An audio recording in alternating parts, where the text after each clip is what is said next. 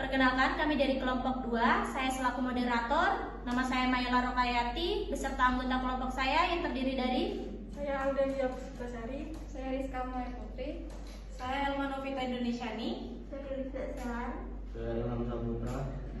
Baik, di sini kami akan mempresentasikan hasil kerja kelompok kami. Simak video berikut ini. Assalamualaikum warahmatullahi wabarakatuh. Waalaikumsalam warahmatullahi wabarakatuh. Selamat pagi untuk kita semua. Selamat pagi. Baik, di sini kami dari kelompok 2 akan mempresentasikan hasil kerja kelompok kami mengenai kompetensi di mata kuliah Manajemen Kinerja Strategi dan Operasional. Selanjutnya, untuk mempersingkat waktu, kita langsung saja ke pemateri. Kepada saudari Elma Novita Indonesiani, dipersilakan. Oke, materi yang akan saya sampaikan mengenai kompetensi. Jadi sebelum kita melangkah mengenai apa-apa saja yang ada dalam kompetensi, penting untuk kita tahu apa kompetensi itu sendiri. Jadi kompetensi adalah sebuah gambaran mengenai kesanggupan dalam melaksanakan bermacam-macam tugas dalam suatu pekerjaan tertentu. Nah, kompetensi ini bisa dibilang sebagai sebuah kombinasi dari pengetahuan, keterampilan, perilaku yang dimana digunakan untuk meningkatkan sebuah kinerja atau keadaan dari kualitas yang memadai atau sangat berkualitasnya pekerjaan dalam mempunyai kemampuan untuk menampilkan peran tertentu.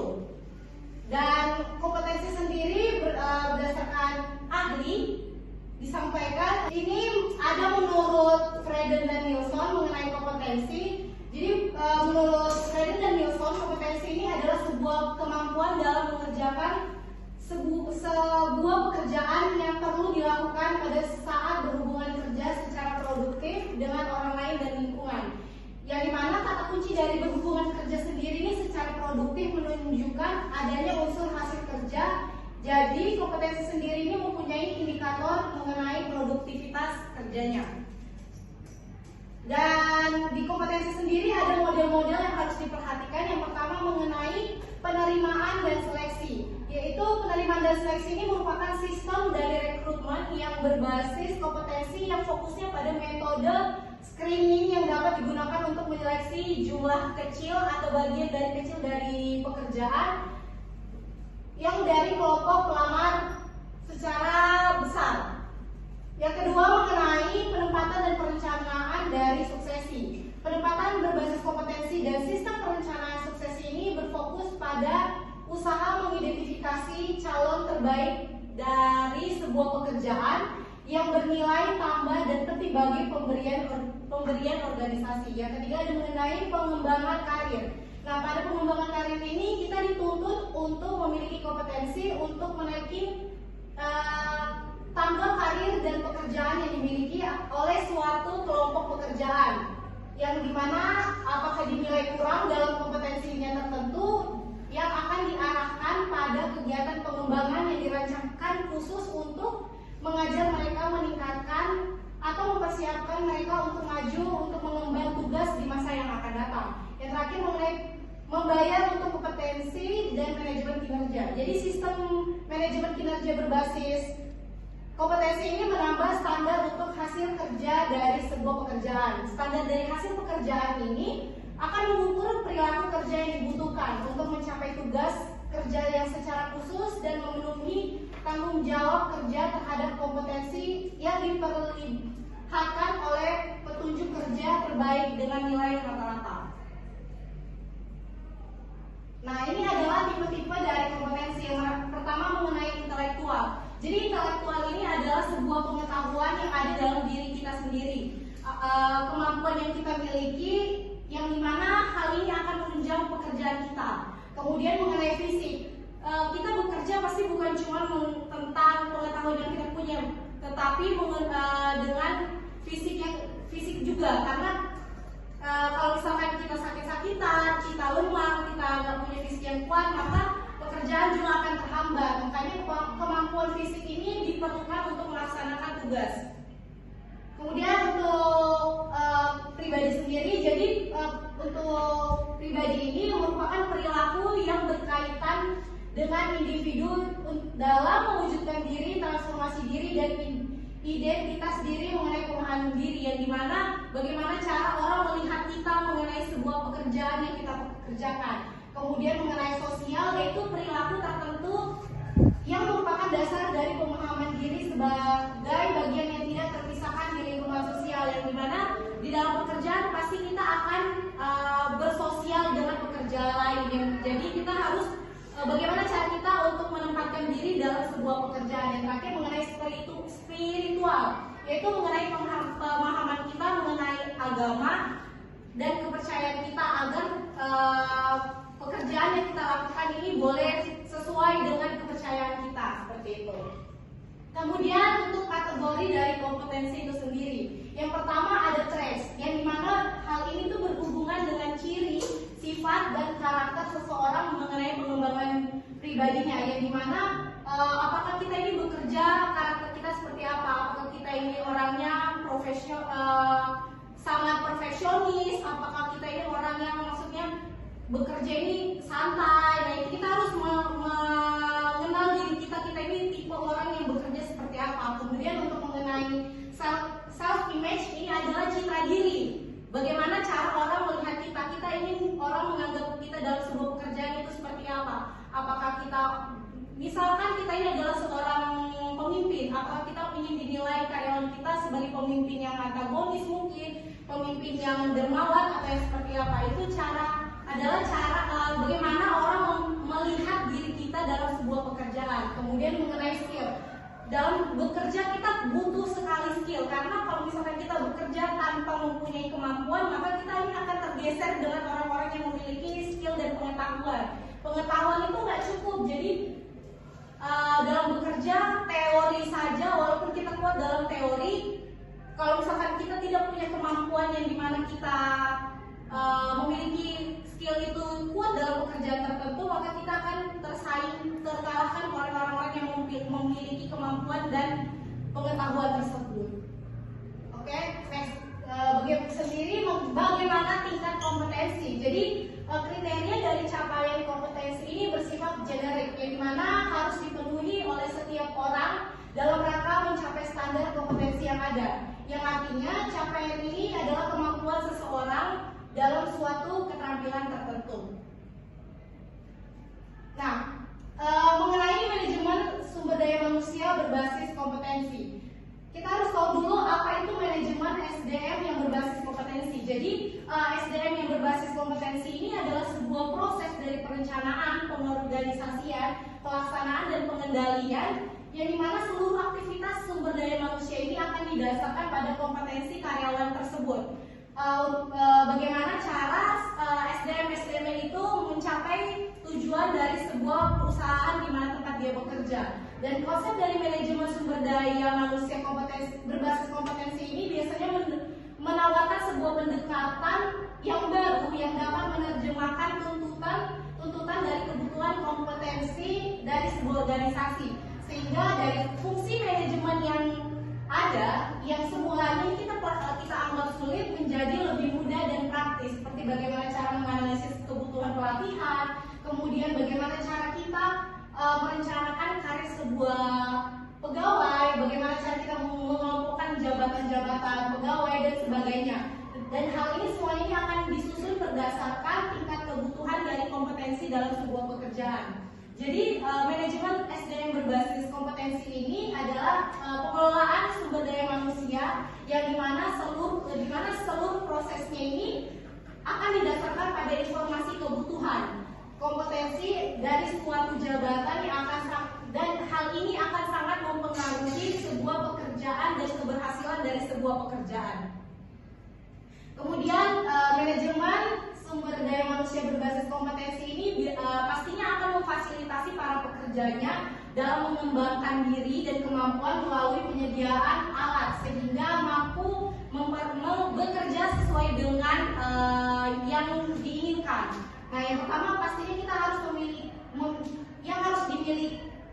harus dimiliki untuk melakukan pekerjaan. Jadi kita harus tahu pekerjaan seperti apa yang kita inginkan, kompetensi yang kita miliki itu seperti apa, sehingga ketika kita melamar pekerjaan kita tahu kemampuan kita di mana dan kita bisa melakukan pekerjaan tersebut seperti apa. Kemudian apa saja yang harus dibawa oleh seorang pekerja dalam pekerjaannya. Yang pasti pengetahuan dan kemampuan, karena balik lagi yang tadi saya sampaikan bahwa memiliki pengetahuan saja tidak cukup, karena banyak orang yang pada saat proses pembelajaran mereka di perkuliahan mereka kuat dalam teori, tetapi ketika mereka diperhadapkan saat di lapangan di sebuah pekerjaan mereka tidak mampu mengaplikasikan pengetahuan yang dimiliki di dalam sebuah pekerjaan. Untuk itu penting kita memiliki skill, yaitu entah itu soft skill atau hard skill, baik itu dalam segi komunikasi mungkin, dari segi pekerjaan dan sebagainya. Jadi perlu untuk ditanamkan dan dilatih yang namanya kemampuan dan pengetahuan. Nah, bagaimana kesenjangan yang ada dalam kebutuhan pembelajaran dan pengembangan? Pasti kita tahu di dalam sebuah pekerjaan akan terjadi yang namanya kesenjangan, baik itu dari segi usia, kemudian juga senioritas, karena kita tahu bahwa di dalam sebuah pekerjaan itu selalu ada yang namanya senioritas. Kita saja yang di dalam sebuah dunia pekerjaan kesehatan, kita ini mungkin bisa dikatakan sebagai pekerjaan yang sangat melihat menjunjung tinggi senioritas. Mungkin seperti bidan, ada yang namanya bidan senior, dokter senior, perawat senior. Nah, untuk itu cara kita untuk meminimalisir sebuah kesenjangan di antara pekerja senior dan yang baru ini, yaitu dengan kita ikut mengikuti cara kerja dari senior itu. Kita dekati mereka, jadi kita tahu cara menempatkan diri dengan orang pekerja-pekerja senior. Bagaimana cara kita menghadapi mereka, bagaimana cara kita untuk dapat bekerja sesuai dengan apa yang mereka harapkan. Karena pastinya setiap orang yang bekerja itu memiliki standar pekerjaannya. Jadi penting untuk kita tahu bagaimana cara untuk meminimalisir dari sebuah kesenjangan, agar kita walaupun kita ini masih junior, kita ini bisa sama-sama saling menghargai dalam sebuah pekerjaan. Kemudian aktivitas yang harus dilakukan untuk menutup kesenjangan. Tadi seperti komunikasi itu penting banget, karena biasanya ketika kita memiliki komunikasi yang kurang dengan satu yang lain, itu akan menimbulkan kesalahpahaman dan akan adanya perpecahan. Untuk itu komunikasi di antara pekerja satu dan pekerja yang lain itu sangat dibutuhkan untuk meminimalisir dan menghindarkan sebuah kesalahan-kesalahan dalam sebuah pekerjaan. Kemudian mengenai faktor apa yang mempengaruhi sebuah kompetensi, yaitu mengenai keyakinan dan nilai-nilai. Keyakinan dan nilai-nilai ini sudah kita bahas, mengenai nilai-nilai apa saja yang ada dalam diri kita dan nilai-nilai apa saja yang ingin kita perlihatkan untuk pekerjaan kita. Kemudian mengenai keterampilan tadi, yaitu mengenai keterampilan soft skill dan hard skill kita, pengetahuan dan kemampuan. Kemudian untuk pengalaman di dalam sebuah pekerjaan itu, sebuah perusahaan pasti akan melihat pengalaman seseorang untuk diterima di dalam perusahaannya. Tidak, walaupun orang yang fresh graduate tidak menutup kemungkinan untuk menerima sebuah pekerjaan, tetapi pasti dalam sebuah perusahaan akan melihat apa saja yang dia miliki, kemampuan apa saja yang dia miliki, dia pernah bekerja di mana. Karena perusahaan itu tidak ingin capek-capek untuk mengajarkan kembali dari nol untuk sebuah pekerjaan kepada karyawan. Makanya penting untuk kita memiliki pengalaman. Makanya sekarang banyak sekali organisasi-organisasi atau instansi yang menyediakan sebuah yang namanya pelatihan. Baik itu untuk SMA ada, untuk orang kuliah ada, untuk orang yang akan terjun ke dunia pekerjaan juga ada. Untuk itu kita perlu untuk mencari yang namanya memfasilitasi diri kita dengan sebuah kompetensi, sehingga kita ini mampu bersaing dengan orang-orang baru dan orang-orang yang sudah memiliki pengalaman. Kemudian untuk karakteristik dari sebuah kepribadian. Tadi ini kepribadian kita ini seperti apa? Kemudian mengenai motivasi, kita ini dalam bekerja perlu banget untuk memotivasi diri kita. Kita ini ingin bekerja seperti apa? Kalau misalkan kita sendiri, kita ingin bekerja, karena kita tidak punya motivasi untuk mencari pekerjaan. Jadi pekerjaan yang kita impikan itu ya cuma angan-angan, karena kita tidak pernah berusaha untuk mencari pekerjaan tersebut karena motivasi kurang. Jadi motivasi itu bisa kita dapatkan baik dari dalam diri kita dan juga dari orang lain. Kemudian mengenai isu emosional, itu bagaimana cara kita menempatkan emosi-emosi kita. Apakah kita bisa meredam, apa kita tipe orang yang langsung biasanya kalau ada masalah langsung belak-belakan, apa diredam dulu atau ini langsung diselesaikan. Kemudian mengenai kemampuan intelektual ini penting, sama seperti bagaimana kita membahas tadi keterampilan. Kemudian mengenai budaya organisasi. Budaya organisasi di setiap perusahaan pasti berbeda-beda.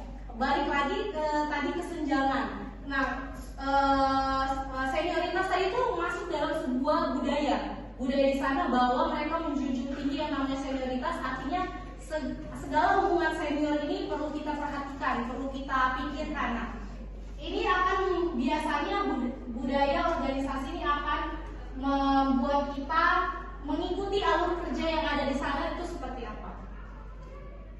Baik, mungkin itu saja dari saya, kurang lebihnya mohon maaf. Terima kasih, saya ucapkan selamat siang. Siang. Kepada teman-teman yang ingin bertanya, saya persilahkan. Oke, Ya, silakan. perkenalkan nama saya Jen Patricia, saya dari kelompok 1 berkaitan dengan materi kompetensi. Saya ingin bertanya, yang pertama, adakah perbedaan standar kompetensi dari masa ke masa yang terjadi saat ini dengan beberapa tahun sebelumnya, dan bagaimana kompetensi ini berpengaruh saat ini dengan terjadinya kemajuan zaman, di mana kebutuhan, pasti kan kebutuhan dalam kompetensi ini berbeda-beda dan kedepannya akan lebih berkembang. Dan berikan juga saran yang ditinjau dari kompetensi untuk kita sebagai calon fresh graduate dalam memantaskan diri untuk masuk ke dunia kerja ke depan. Baik, terima kasih untuk pertanyaannya. Baik, langsung saya jawab aja ya, Jihan. Jadi pasti dari masa ke masa ada yang namanya perbedaan standar untuk memasuki dunia kerja. Mungkin tidak di masa orang tua kita dulu, syarat dari sebuah pekerjaan adalah yang penting dia mau bekerja keras, bisa bekerja dengan orang lain, dan bisa beradaptasi dengan baik. Biasanya standarnya seperti itu. Nah, di masa yang sekarang hal ini tuh masih dibutuhkan, hanya saja banyak penambahan dari standar-standar yang ada. Yang pertama mengenai kualifikasi pendidikan, kemampuan, dan juga pengalaman. Karena di masa sekarang banyak sekali syarat-syarat dari sebuah pekerjaan itu ada minimal pengalaman berapa tahun di bidang ini. Nah, itu yang menjadi pembeda antara dulu dan sekarang. Kalau dulu orang kan tahu pekerjaan, mereka akan berkembang di dalam pekerjaan itu di saat mereka terjun ke dalam sebuah pekerjaan. Sedangkan sekarang karena kita sudah lebih maju, orang-orang itu mencari karyawan calon pegawai yang sudah memiliki kemampuan. Jadi tidak mentah-mentah diterima ke dalam sebuah perusahaan, karena kalau kita tidak memfasilitasi diri kita dengan sebuah kemampuan dan pengetahuan, kita ini akan kalah sama orang yang punya pengalaman. Misalkan kita ini fresh graduate, kita selama kita kuliah, kita cuma kuliah nih, kita tidak punya pengalaman di dalam sebuah organisasi, entah itu di masyarakat mungkin, di organisasi internal eksternal kampus. Nah, itu kan biasanya akan melatih kita, entah itu public speaking kita yang dilatih, relasi kita. Nah, makanya standar dari minimal berpengalaman itu penting, karena agar kita ini di dalam sebuah pekerjaan akan tahu kemampuan kita di mana. Jadi nanti di sebuah perusahaan itu mereka tinggal memfokuskan bagaimana apa yang menjadi kekuatan terbesar kita dalam sebuah pekerjaan. Kemudian saran apa tadi ya? Saran untuk kita yang Dan saran untuk kita sebagai fresh graduate, apalagi kita ini masih kuliah, jadi butuh banget ya. Kalau buat saya sendiri, karena saya masih kuliah, jadi berdasarkan pengalaman, mungkin yang kita perlu persiapkan yaitu pastinya pengetahuan tadi dan kemampuan. Sekarang tuh banyak sekali sudah pelatihan yang bersertifikasi, yang dimana kita bisa pilih yang sesuai dengan kemampuan, yang sesuai dengan minat bakat kita. Jadi misalkan kita sebenarnya walaupun misalkan kita berkuliah tidak sesuai dengan jurusan, di dunia kerja nanti kita bisa kuliah tidak sesuai bekerja tidak sesuai dengan kuliah kita, tetapi dengan passion yang kita mau. Misalkan saya kuliah di administrasi rumah sakit, tapi sebenarnya saya nggak suka berkuliah di sini, tapi saya punya passion di bidang interior. Nah, saya bisa memfasilitasi diri saya dengan mengikuti pelatihan misalnya desain, atau saya belajar dengan otodidak. Nah, itu kan jadi kalau misalkan nanti saya bekerja, saya tidak semata-mata langsung berpindah alih profesi. Pastinya saya sudah memikirkan bahwa saya ini bisa kok mengerti mengenai desain, jadi bisa kita memiliki kemampuan di sana. Nah, nanti kita tinggal cari pelatihan yang sesuai dengan yang kita mau. Jadi perlu dibekali dengan sebuah kemampuan. Jadi untuk orang-orang yang fresh graduate, biar kita bisa bersaing di dunia pekerjaan, pastinya kita harus sadar diri mengenai kemampuan kita. Kita udah punya kemampuan nggak di dalam dunia pekerjaan? Kita sudah siap nggak untuk bekerja? Kalau misalkan kita sudah siap, kita sudah punya bekal pengetahuannya, kemampuannya, maka ketika kita terjun di dunia pekerjaan, kita tidak akan sesusah itu.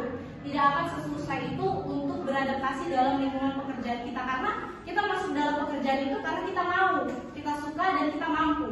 Mungkin dari saya seperti itu. Bagaimana Jihan? Bisa diterima? Bisa.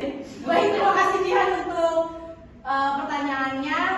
Semoga jawaban saya ini bisa diterima dengan baik. Mungkin sekian dari saya kembalikan ke moderator. Baik, terima kasih kepada pemateri yang telah membawakan materi pada pagi hari ini. Demikian presentasi dari kelompok 2. Terima kasih kami ucapkan kepada teman-teman yang sudah mendengarkan dengan antusias pemaparan materi tadi. Saya selaku moderator pamit undur diri. Wassalamualaikum warahmatullahi wabarakatuh dan selamat pagi.